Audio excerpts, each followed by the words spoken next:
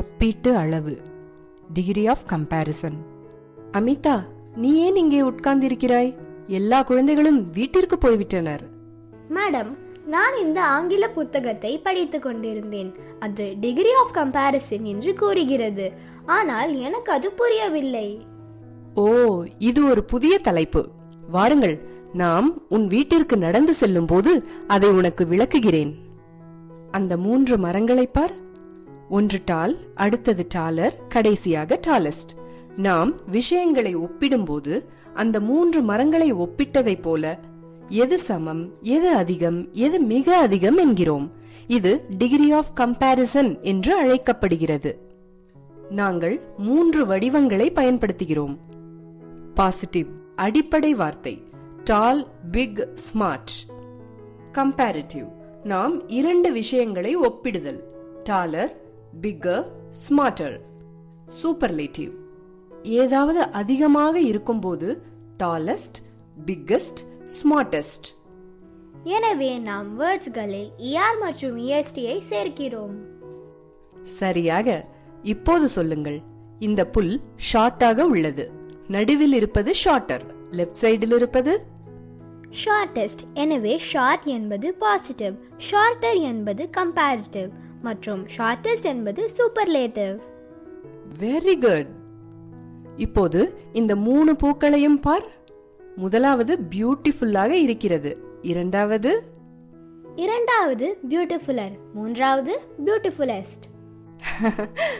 அமிதா, ஒன்று பியூட்டிஃபுல், மற்றொன்று மோர் பியூட்டிஃபுல், கடைசியாக மோஸ்ட் பியூட்டிஃபுல். இதில் ER மற்றும் EST வராது.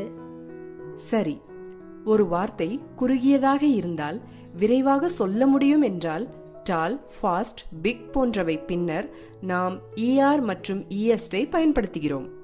ஆனால் ஒரு வார்த்தை நீளமாக இருந்தால் மற்றும் உச்சரிக்கும் போது ஒன்றுக்கும் மேற்பட்ட பகுதிகளை கொண்டிருந்தால் பியூ, டி, ஃபுல், இன், டெர், எஸ்ட், இங் போன்றவை பின்னர் அவை நீண்ட சொற்களாக கருதப்படுகின்றன.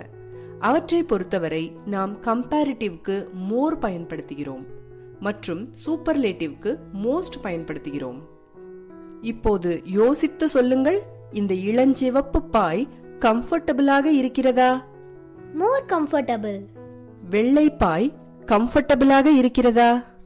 Most comfortable. அற்புதம். சில வேர்ட்ஸ் வேறுபட்டவை, எந்த விதியையும் பின்பற்றுவதில்லை. அவற்றை irregular words என்று அழைக்கிறோம். Good, better, best. இந்த மாம்பழம் குட், அந்த மாம்பழம் பெட்டர். அப்புறம் எது பெஸ்ட்? பெஸ்ட். எனவே irregular wordsகளை மனப்பாடம் செய்ய வேண்டுமா? ஆமாம், இது போன்று இன்னும் சில உள்ளன.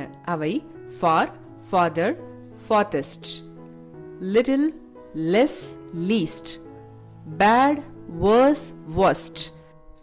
இப்போது பதில் சொல். இந்த ஆப்பிள் கூடை ஹெவியாக இருக்கிறது. அதன் பின்னால் இருப்பது heavier. அப்புறம் முன்னால் இருப்பது heaviest. இந்த டிராக்டர் பவர்ஃபுல். ரெட் நிறம் எப்படி உள்ளது? more powerful. அப்புறம் கிரீன் நிறம் கொண்டது most powerful. இந்த உட்டன் கிண்ணத்தில் லிட்டில் சர்க்கரை துகள்கள் உள்ளன. ஸ்டீல் கிண்ணத்தில் less. அப்புறம் பிளாஸ்டிக் கிண்ணத்தில் least. ரொம்ப நல்லது. இப்போது இந்த வீடியோவை பார்க்கும் நமது நண்பர்களிடம் டிகிரி ஆஃப் கம்பேரிசனை பயன்படுத்தி இந்த வெற்றிடங்களை நிரப்ப முயற்சிக்கும்படி சொல்லலாம். வாருங்கள் நண்பர்களே, இப்போது நமது பதில்களை பார்ப்போம். இன்று நாம் கற்றுக்கொண்டவை positive, comparative, superlative, fast, faster, fastest போன்றவை. சில வேர்ட்ஸ் மோர் மற்றும் மோஸ்ட் என்பதை பயன்படுத்துகின்றன. Beautiful, more beautiful, most beautiful போன்றவை. குட், பெட்டர், பெஸ்ட் போன்ற சில irregular வேர்ட்ஸ் உள்ளன. சரி, நாளை மேலும் அதிகமாக பிராக்டிஸ் செய்வோம். Thank you so much, ma'am. இன்று நீ ரொம்ப நன்றாக பதில் சொன்னாய்.